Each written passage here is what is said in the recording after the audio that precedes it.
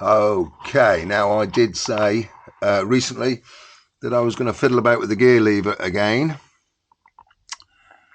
and that's what I've been doing. I've been through my knickknacks, things I've nicked and things I've knackered, and I found this gear lever here, which I think was on a motocross bike, or was for a motocross bike, because it was still in the pack, so it was unused. But I got loads of bits and pieces hanging about, and what I wanted to do was get a lever that stuck out. This sticks out a bit too far, I think. I haven't tried it yet. But I wanted to get a lever that stuck out enough to avoid the clutch pull mechanism and then curled round it. I could have done with that curling round a bit further in. And also one that had a folding end. Because Triumph Twins have a reputation, and in fairness, it's not just Triumph Twins, it's all sorts of bikes.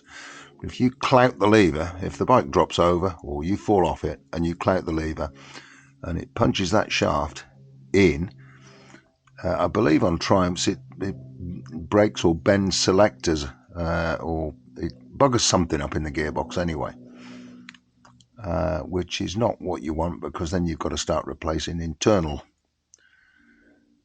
oily bits.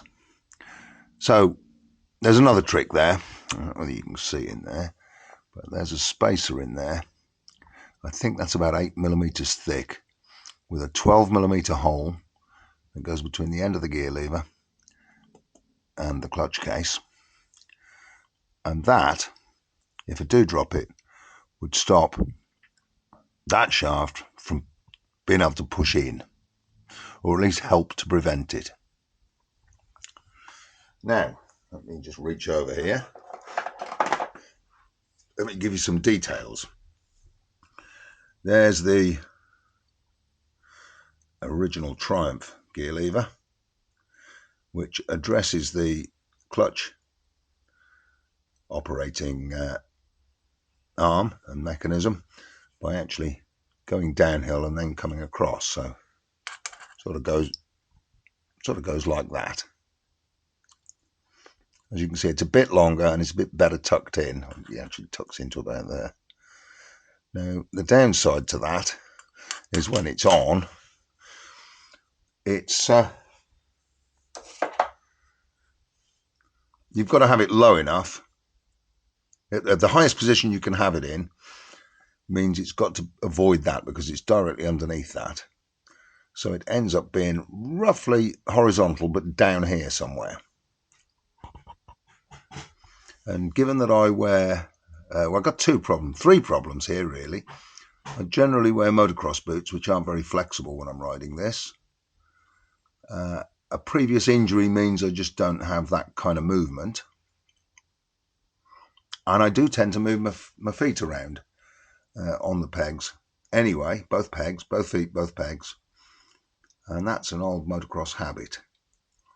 So I'll ride, when I'm not changing gear, I'll ride with the ball of my foot on the pegs, road racer style. Never used to do that in motocross. But when I'm changing gear or braking, I just move my foot forward to get under the gear lever or onto the brake lever. And I'm more comfortable with a horizontal gear lever. So it's completely horizontal, doesn't poke downhill at all. One thing you're paranoid about when you ride dirt bikes, i.e. motocross, is if you've got, some people ride with their instep on there and their foot poking down under the gear lever, and the gear lever will actually face downhill. And they'll keep their foot there, change up and down without moving their foot at all, apart from obviously moving it up and down to change gear. Now, you get a bit of paranoia when you ride fast dirt bikes.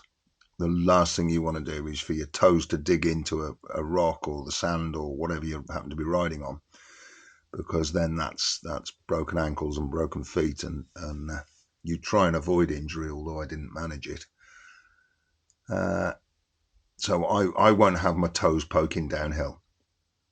So I've always got the ball of my foot on there when I'm just riding along normally, and then I just move my feet forward to operate the controls. Now, I haven't tried this yet.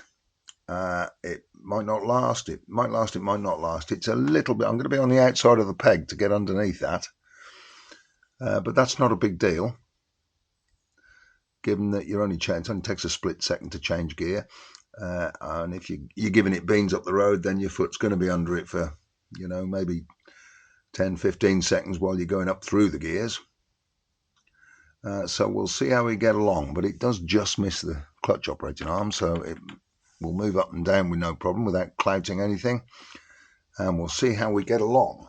Now, the thing to remember, that's not a Triumph specific lever, and you don't need a Triumph specific lever. The important thing on a 900 Scrambler, and I believe most other Triumphs, is that spline there.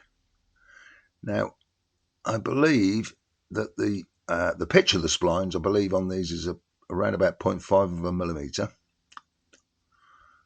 They usually are. Most bikes are. You will occasionally get quite a coarse spline that is a whole millimetre. The pitch, that's the distance between the peaks. But the really important thing is the diameter. On a Triumph, it's 11 millimetres. Now, the important thing is that a lot of Japanese bikes do have an 11 millimetre diameter spline. So a lot of Hondas, Kawasaki's, levers off them will fit. So you don't need to go shopping specifically Triumph. A lot of Universal ones will as well. So the measurements you need to know are 11 millimetre diameter for that. And then the other measurements, like the length of it and the distance that it sticks out and all the rest, you can work that out for yourself before you commit to buy. But like I say, this is just one I had kicking around. So I thought, why not? We'll try it. Anyway, that's yet to be tested. So at some stage, I won't do a video specifically on testing a gear lever, but I'm sure I'll mention it. I'll either be saying, well, I didn't get along with it, so it's back to the standard Triumph one. Of course, the big issue with the standard Triumph one is the end doesn't fold. So if you do drop it over, you are going to clout the gear lever. So I'll either be saying that, or I'll be saying, yep, great, I get along with it. That's a good modification. But this is very personal to the rider. I wouldn't say copy me. I would say you can look into it. I would definitely put the spacer in the back there. That's made of nylon, hence why it's bright white. If you're happy with where your gear lever is right now and the fact that it doesn't fold, then fine, carry on like that. If you want to alter it, that's what you need. You need that diameter to be correct, and then the other dimensions you can work out for yourself, so that the tip of the gear lever is wherever you want it to be. There you go. That's this one for now. It's still ongoing, so take it easy. Give me a like and a subscribe, and tell your friends, and etc. etc. The same old lovely things that help me to get better and help me to spread the word. And what are we now? We're 9 days away from Christmas, so you should get, hopefully, another quickie just before Christmas, when I will be wishing you a very happy festive time. So until then, take care, and I'll see you soon.